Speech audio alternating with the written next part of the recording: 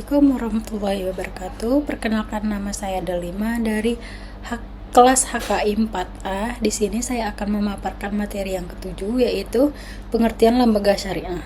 Lembaga keuangan syariah adalah sebuah badan usaha yang kegiatannya di bidang keuangan syariah dan asetnya berupa keuangan maupun non-keuangan. Berdasarkan prinsip syariah Islam, setiap kegiatan operasionalnya di dalamnya tidak boleh mengandung unsur riba ataupun unsur yang dilarang dalam agama Islam. Peran lembaga keuangan syariah saat ini semakin dibutuhkan untuk kegiatan menabung, pembiayaan, investasi, asuransi, dan lain-lain. Lembaga keuangan syariah juga berperan penting dalam sistem keuangan ekonomi modern untuk melayani masyarakat. Lembaga keuangan syariah atau juga dikenal sebagai LKS adalah institusi keuangan yang beroperasi sesuai dengan prinsip-prinsip syariah yang didasarkan pada hukum Islam.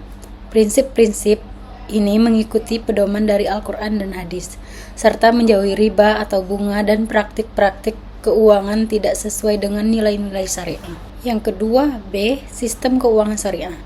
Menurut Wiroso 2009, 3 prinsip syariah adalah aturan perjanjian berdasarkan hukum Islam antara bank dan pihak lain untuk penyimpanan dana dan atau pembiayaan kegiatan usaha atau kegiatan lainnya yang sesuai dengan syariah.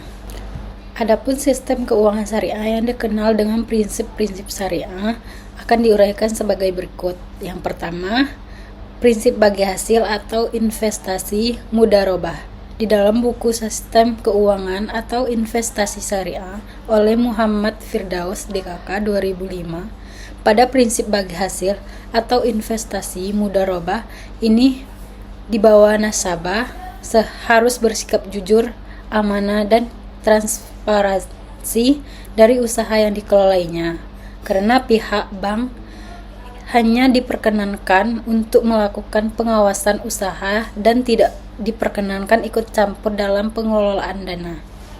Yang kedua, prinsip pernyataan modal musyarakah di dalam buku Bank Syariah dari Teori Praktik oleh Muhammad Syafi'i Antonio 2001. Prinsip pernyataan modal atau musyarakah adalah akad kerjasama antara dua pihak atau lebih untuk sesuatu usaha tertentu di mana masing-masing pihak memberi kontribusi dana dengan kesepakatan bahwa keuntungan dan risiko akan ditanggung bersama sesuai dengan kesepakatan. Yang ketiga, prinsip jual beli atau murabahah. Prinsip jual beli dengan akad murabahah ini adalah salah satu transaksi yang paling banyak dilakukan oleh bank syariah saat ini. Salah satunya alasannya adalah dalam murabahah ini risiko bagi bank syariah adalah kecil. Contohnya transaksi dalam pembelian kendaraan bermotor. Bank sebagai penjual harus menyediakan kendaraan bermotor untuk dilakukan jual beli dengan nasabah. Jadi yang diterima oleh nasabah adalah kendaraan bermotor dari jual beli yang dilakukan. Yang keempat, prinsip sewa atau ijarah. Pada dasarnya prinsip ijarah sama dengan prinsip jual beli, namun perbedaannya terletak pada objek transaksinya. Bila penjual beli, objek transaksinya adalah barang, maka pada ijarah objek transaksinya adalah jasa. Yang ketiga, C. Peranan lembaga keuangan syariah dalam proses intermediasi.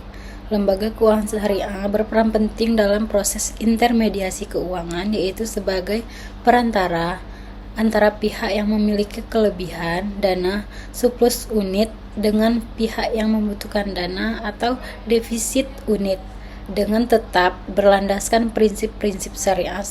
Berikut adalah peran utamanya. 1. Menghimpun dana. Lembaga keuangan syariah mengumpulkan dana dari masyarakat melalui produk-produk seperti tabungan, wadiah, mudharabah, deposito, murabahah, giro, wadiah.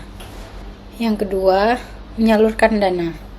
Dana yang dihimpun disalurkan ke sektor produktif melalui pembiayaan bagi hasil, mudarobah, dan musyarakah, pembiayaan jual beli, murabahah, salam atau istisna, pembiayaan sewa atau ijarah.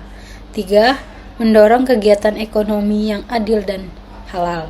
Lembaga keuangan syariah hanya membiayai kegiatan usaha yang tidak bertentangan dengan syariat Islam, seperti tidak menandai usaha berbasis riba, judi ataupun barang haram,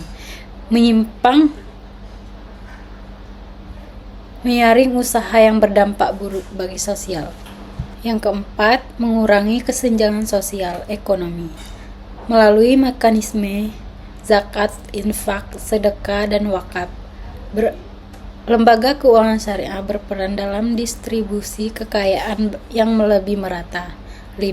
Meningkatkan inklusi keuangan. Lembaga keuangan syariah membuka akses pembiayaan bagi kelompok yang tidak terjangkau oleh bank konvensional seperti UMKM, petani, dan nelayan. 6. Menciptakan stabilitas sistem keuangan karena menghindari spekulasi dan instrumen berisiko tinggi. Lembaga keuangan syariah lebih cenderung lebih stabil dalam menghadapi krisis keuangan. Yang keempat, D. Tujuan berdirinya lembaga keuangan syariah. Tujuan utama berdirinya lembaga keuangan syariah adalah menciptakan sistem ekonomi yang adil, berkelanjutan, dan beretika, serta untuk memenuhi kebutuhan umat muslim yang ingin berinteraksi dan berinvestasi sesuai dengan prinsip-prinsip syariat Islam. Lembaga syariah juga bertujuan untuk memberikan edukasi dan literasi keuangan syariah kepada masyarakat. Tujuan pendiriannya lembaga keuangan di Indonesia adalah untuk mendorong pembangunan nasional dalam rangka meningkatkan stabilitas, pemerataan, serta kemajuan ekonomi nasional. Baiklah, mungkin itu yang dapat saya sampaikan. Saya akhiri dengan wassalamualaikum warahmatullahi wabarakatuh.